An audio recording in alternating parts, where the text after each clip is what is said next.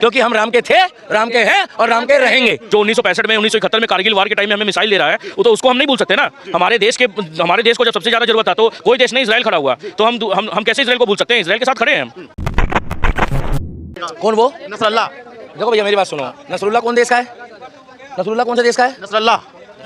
नसरल्ला जो हिजबुल्ला का जो चीफ था। हाँ, हमारा हेड कौन है? यहाँ का चीफ कौन है? हमारा चौकीदार मोदी जी है। मोदी जी है। उत्तर प्रदेश का चीफ कौन है? योगी जी है। योगी जी है। ये नसरुल्ला जो है ना, उनके आगे पानी भरते हैं। योगी जी के यहाँ जो पानी भरने वाला है उसका नाम भी नसरुल्ला है। क्या? नसरल्ला। हाँ, वो गाड़ी साफ करता है उनकी, वो गाड़ी साफ करता है। और रहा सवाल इजराइल का, तो जितना पावरफुल इजराइल है ना, यही नहीं, अभी और सुनिए। घर में एक योद्धा है, हर घर में योद्धा है। हमारे यहाँ इंस्टाग्राम वाले योद्धा है, फेसबुक वाले योद्धा है, ट्विटर वाले योद्धा है, अश्लील वीडियो देखने वाले योद्धा है, मियां खलीफा देखने वाले योद्धा है। मगर इजराइल में वहाँ के लोग इंस्टाग्राम, फेसबुक, यूट्यूब नहीं चलाते। वो लोग कहते हैं हम जिएंगे इजराइल के लिए और मरेंगे इजराइल के लिए। मगर हमारे यहाँ कहते हैं हम धर्म के लिए मरेंगे, जातियों में बटेंगे और एक दिन कटेंगे। आ तो मोदी का भी बयान आ गया, आ तो मोदी ने भी कह दिया कि बटोगे तो कटोगे।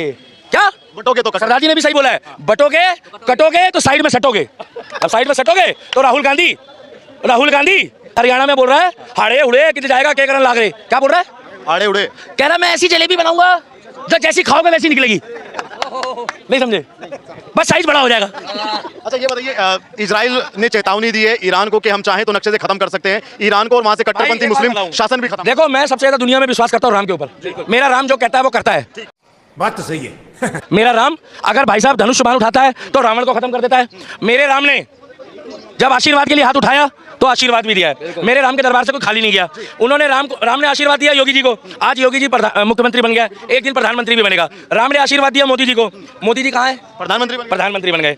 मेरे को एक बात बता दो, जो मेरे राम का है वही मेरे काम का है। पूछो क्यों बोल रहा हूँ मैं? क्योंकि इजराइल भी कहता है जय श्री राम, जय श्री राम। और मैं हिंदुस्तान में रहता हूँ तो डंके की चोट पे कहता हूँ। कल इसको एक लेडीज कह रही कि हम राम राम करते हैं। अरे मूर्खो, हम राम राम करेंगे, तुम्हारे जो बस की हो तुम हमारी पूछ पाड़ लो। बिल्कुल गलत बोल रहे सही बात है। क्योंकि हम राम के थे, राम के हैं और राम के रहेंगे।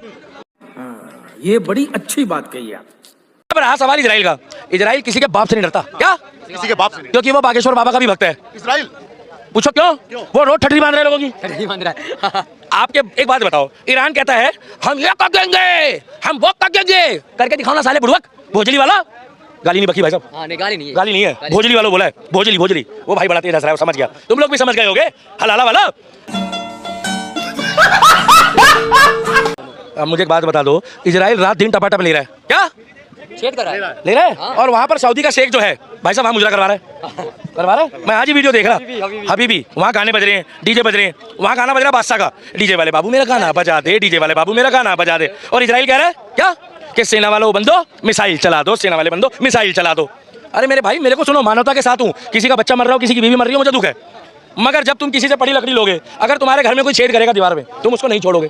इजराइल के 4 करोड़ लोग हैं, लगभग 4-5 करोड़ की आबादी है। वो 4-5 करोड़ लोग योद्धा हैं और वो किसी परिचय के मोहताज नहीं है। और हम उसका मान प्रत्येक हिंदुस्तानी जो दोगला नहीं होगा वो मरते दम तक करेगा। पूछो क्यों? सैलरी आपको मिलती है, पूछो क्यों? एक बार और पूछो क्यों? अरे भाई क्यों? तुम्हारे कान में पतंजलि का तेल है इसलिए तुम्हें सुना रहा हूँ। इजराइल हमारा मित्र देश है जो हमारे बुरे समय में हमेशा खड़ा हुआ है। जिसने चाइना को चुनौती दी, क्या चाइना को चुनो, पाकिस्तान को बम्बू दिया।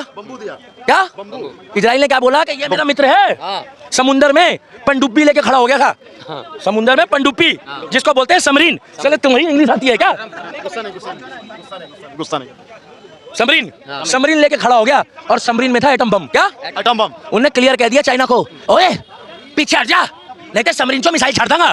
तो चाइना पता क्या कह रहा है? चाचू ची, हम पीछे हट रहे हैं। ऐसी बोलते हैं, मुझे क्या पता। अब मेरे को थोड़ी आती है चाइनीज, क्योंकि भाई साहब इसलिए। और अगर दोस्ती निभाए, चाहे वो हिंदुस्तान का किसी दोस्त हो, चाहे वो बाहर वाले का हो, और चाहे आकाश तो आगे तुम्हारा मित्र हो, चाहे तुम्हारा हो, अगर दोस्ती निभाए तो कम से कम उसका साथ जरूर देना चाहिए। आज इजराइल को हमारी जरूरत है।